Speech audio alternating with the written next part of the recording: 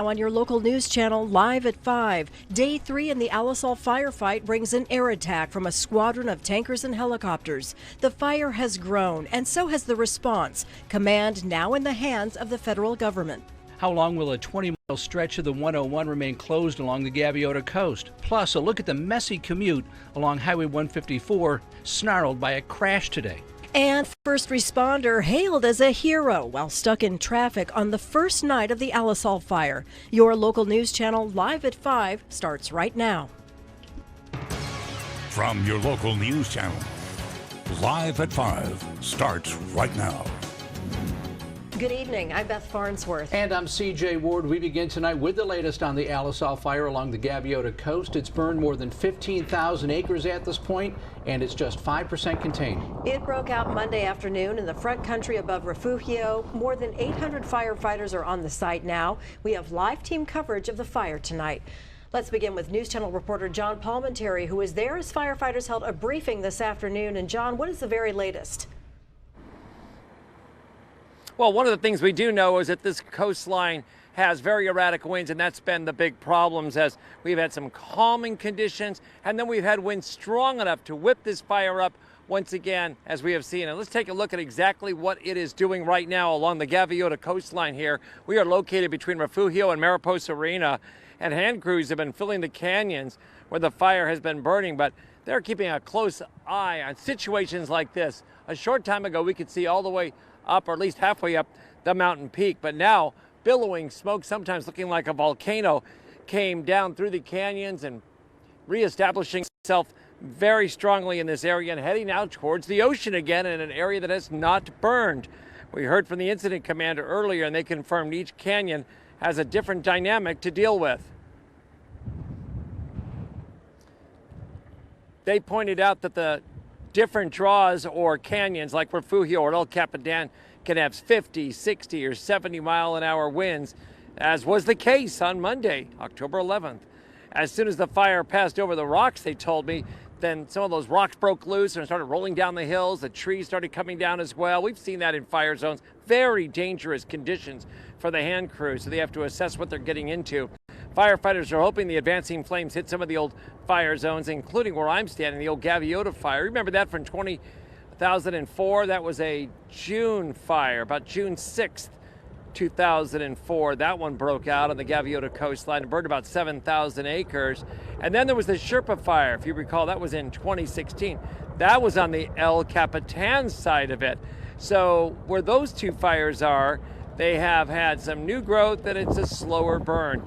They realize in other areas the fire footprint, some of the brush is 66 years old, and that means it burns hot, fast, and often in these winds, very erratic patterns. So as you can see, we're now getting smoked out again. The down canyon winds have come alive. They were worried about yet another blast of sundowner winds that are going to be coming through this area. We'll see what it does. There's a whole line of firefighters along the freeway. The aircraft is up, but you know, we talked about the aircraft, and if you see, just this is a perfect example. They don't want to fly into that. They can't see where they're going. And in some cases, when the wind is so strong, when the helicopters or planes are coming in, their drop misses. It doesn't hit the target. There's no sense in spending millions of dollars flying into something if you're gonna not be able to hit your target. That's why when the winds calm down, they could isolate. We've actually seen them go right on top of a hot spot and dump on it and help put it out. So that's the good part. We just gotta get there and the winds have to calm down. We'll be tracking that for you very closely. Live along a very blustery area of the Gaviota coast, I'm News Channel reporter John Palmentary. Right, great footage. It's so impressive to see those pilots in action. Thank you, John. Very dynamic situation, of course. Federal funds are now available to help in the Alisal firefight. Governor Newsom secured a fire management grant from FEMA. This ensures Santa Barbara County gets the vital resources needed to fight this wildfire. It also allows local, state, and tribal agencies who are assisting to apply for 75% reimbursement of their costs. The Alisal fire is the latest in a string of California fires that fall under major disaster and emergency response. And direct relief is helping folks affected by the Alisal fire. The nonprofit is offering N95 masks free of charge to deal with the smoke. Pick up a mask at its headquarters at 6100 Wallace Becknell Road. That's near the Twin Lakes Golf Course. If you need a mask, You can pick one up from 8 o'clock in the morning until 5 in the afternoon. We'll have more information about this on our mobile app and on our website. Well, firefighters had no air tanker support during the first 24 hours of this fire, and now fixed-wing aircraft are flying around the clock. And News Channel's Dave Alley is live in Santa Maria, where the action has been going all day long. Dave? Yeah, indeed, it has, Beth and CJ, starting shortly after sunrise. The airport here has been the site of an incredible nonstop operation. The air tanker base that's where I'm standing right now, the launching point for a fleet of airplanes that have been attacking the Alisal Fire relentlessly around the clock. Now, around 8 a.m. this morning, the first tanker was airborne, starting what has been an absolute unstoppable parade of planes. About 10 tankers in all of different makes and models, including 2 massive DC-10s. They've been taking off and landing here one after the other for hours. Now, as soon as they arrive back, they are able to refill with that retardant, and within minutes they're back up in the air. And planes have arrived from around the state. In addition to the 2 tankers that were already here before the fire started, other aircraft have been pulled from around California, including Sacramento, San Bernardino, Lancaster, and Paso Robles. Combined, they've made dozens and dozens of drops getting retardant into hard-to-access parts of the fire. While the weather certainly isn't perfect, it's much better than it was during the first day of the fire that it burned, allowing the planes to get up in the air and unload their valuable payload. The winds are behaving so far, and visibility has been a bit of a challenge. The wind hasn't been moving the smoke out over the ocean as much as it was yesterday. So we're taking the opportunities we're given and making the most of where we can work. And today's operation is so impressive, it brought out many spectators throughout the day, people coming out to viewing points around the airport to take in the action, an air show of sorts that was free to attend. Now, the turnaround time for the planes to take off here, to get out to the fire, unload, and get back and refill, that's just 40 minutes. Now, there are 9 tankers working this fire, including, as I mentioned, 2 of those massive DC-10s. Those DC-10s can hold more than 9,000 gallons of retardant. The smaller planes can hold a minimum of 3,000 gallons. So when you start doing all the math, all these tankers combined have unloaded tens and tens of thousands of retardant out onto the fire. Much needed support for the firefighters below. That's the latest from here from the air tanker base live in Santa Maria. Dave Alley, I'm News Channel reporter Dave Alley. Back to you. Absolutely huge to have that aircraft, those aircrafts back up in the air. Mother Nature helping in spurts, right? And Kels, a lot of this, again, is dictated by the wind, specifically. Yeah, we got that relief earlier today, but just as expected and forecasted, winds picking back up here at this hour. Double-digit wind speeds across the area where they do have that active firefight taking place, currently anywhere from around 10 to 20 miles per hour, but it is expected to get a lot gustier as we go into tonight. Relative humidity right there, you can see some spots down to around 26%, 29% there, 44 right along the coast where we have seen a little bit of onshore flow, and temperatures warmer today out there. We're even seeing some 70s on the board, and that warming trend really just getting started. But the big impact is what is going to happen to these winds as we go into tonight, and they are expected to stay gusty right where this firefight is taking place. You can see in between Goleta and Gaviota, those sustained winds in the double digits throughout those overnight hours. Finally getting some relief from the winds as we head into Thursday, though. Beth and CJ, a much calmer day tomorrow. I'll talk more about that, as well as where the winds are going to be heading coming up in just a couple minutes. But for now, back over to you. Oh, the only detour around the 101 freeway closure is Highway 154, and it was a mess today. That's right. News Channel's Blake Devine is live in Santa Barbara near the Highway 154 on-ramp. And Blake, it is slow going on the pass.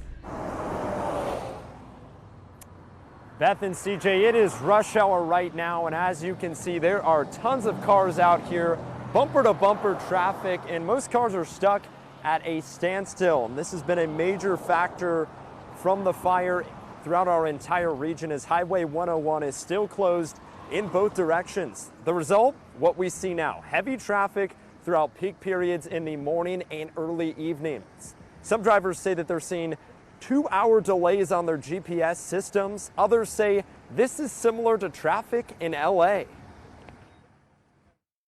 Hopefully we don't just get lost in this vortex of traffic. Yeah, we're kind of lost in the hours. sauce right now. But I guess because we want to get food. I guess we're going on that journey. We gotta go to the casino, you know. It's awesomely bad. So we're toughing it out. CHP officers are advising everyone to give themselves plenty of extra time while making their commute, and they're also recommending that commercial vehicles such as trucks and buses over the length of 30 feet should avoid the 154 at all costs. Obviously, we still have yet to know when the Highway 101 will reopen, but that'll be determined largely in part to the progress that's put on the fire later on tonight. Reporting live in Santa Barbara this evening, I'm News Channel reporter Blake Devine. All right, they've got their patience and their humor, it looks like, many of them. All right, thank you, Blake. Well, first responders are already trying to repair the damage caused by the Alisal Fire. And News Channel reporter Scott Sheehan joins us live along the 101 near Gaviota. And Scott, crews are pretty busy out there right now.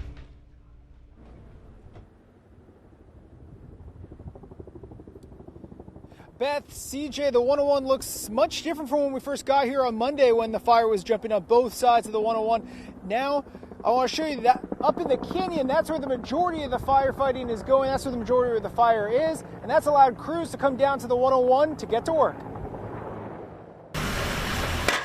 Construction crews are busy alongside firefighters still in the front lines of the Alisal Fire.